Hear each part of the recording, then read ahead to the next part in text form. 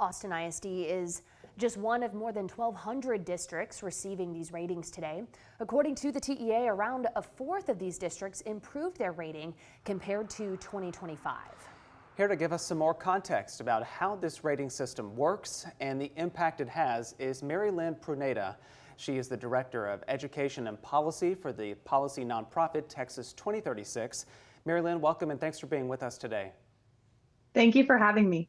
We want to back up just a moment in this conversation. So talk to us about where this A through F system originated and why it was created in the first place. Well, Texas has had a long history with school accountability. The first accountability system in this state was actually passed by Democratic Governor Ann Richards in 1993.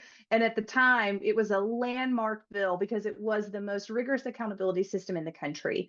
And then since then, we've continued to update it. We've continued to improve it. And then for a few years, we actually weakened it significantly, and we saw an appreciable decline in student outcomes. And so over the past really 5 to 6 years, Texas has worked hard to improve its accountability system and increase the rigor. So you mentioned it there, but talk about the specific impacts we've seen in the years since this A through F rating system rolled out. Has it positively or negatively affected Texas education as a whole? My argument is that it's been positive. And I think one of the best examples of that is what just happened in Spring ISD. And so Spring ISD had a high school that was trending towards 5 years of low performance. And at that 5th year, that means that the state has to take a series of interventions. But the people at Spring ISD focused on this high school. They put in place best practices with regards to instruction and curriculum. And ultimately what happened is that they got out of the state takeover territory. And now the students in that high school are doing better than they were the prior year. And I think that's because of the accountability system. We do want to mention that repeating F grades have led to state takeovers at districts currently, such as Fort Worth and over in Houston. With Austin now facing that possibility, is there evidence those recent interventions are positively impacting those two districts? Well, the Fort Worth ISD intervention, it's still too soon to tell, but I do think there's good evidence in Houston that more students are reading and doing math on grade level and graduating ready for life after high school. And when I talk to parents, that's what they want out of their public school system. They want to make sure that they're going back to the basics, that kids can read and do math, and that we're preparing them to be the most successful adults possible. I also want to point out, in terms of incredible districts that are really knocking it out of the park for kids, there are districts all over this state with really high percentages of students in poverty that are doing amazing when it comes to teaching reading and math. Dovalina in Laredo ISD, it's located right on the border. You can see the Rio Grande River from this campus, and it is 100% of students that are low income, and it got 100 in the A through F system. So it's not about poverty, it's about instruction, and it's about people showing up and doing the very best for kids every single day. Interesting data there, and I'm glad you mentioned that. We did want to ask, critics of this accountability rating system have argued that the ratings often fail to account for challenges related to, as you said, inequality or poverty. So do you think that is a problem? If so, are there reforms needed to address maybe areas where those challenges aren't being factored in? Well, I think I come from a different perspective. So I'm one of the people in this state that studies accountability systems nationwide. I travel the country and I talk to people that have put in place other accountability systems, particularly in southern states like Louisiana and Tennessee.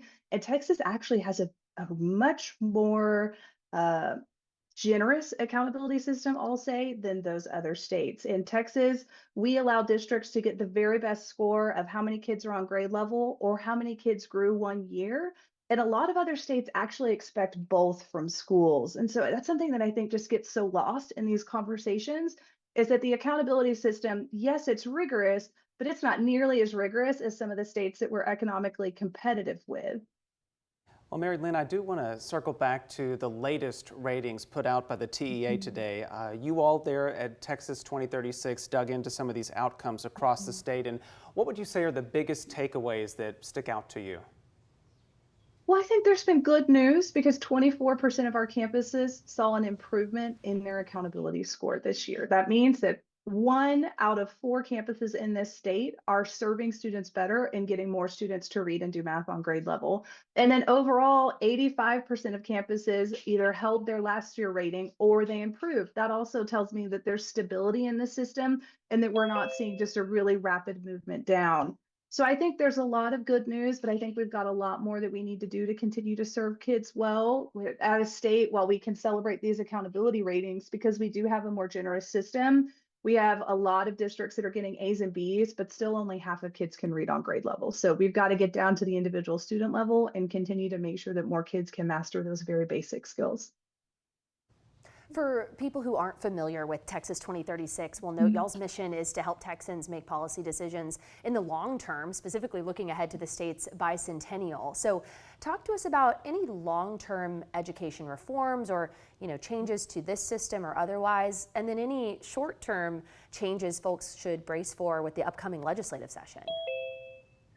So I think when it comes to what are some things that Texas can do to continue to serve its students and hopefully be the national leader in public education, I think it really comes down to high school. And I think it means 2 things. It means getting students ready for college. And so working with our high school teachers to make sure that students have all of the academic skills that they need to succeed in college from day one without having to take remedial courses. About half of students that enter college in this state, when they go to a community college, need to take some kind of remedial course. They have to pay for that. They have to take out student loans. And so there's a lot more that we can do to improve our college going pathways.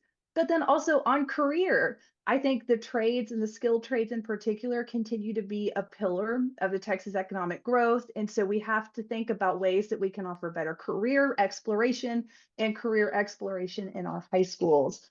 And then when it comes to the legislative session, I think we're going to continue to see Texas double down on what data says works for students. Texas, to its credit, has done a really good job of focusing that in the past few years. And I think we're just going to continue along those lines. And again, ultimately go back to, and I sound redundant because this is what the system is about, getting kids to read and do math on grade level.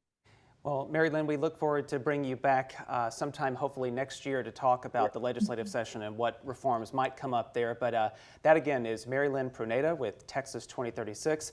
Thanks again for being with us today. We appreciate it. Thanks, y'all.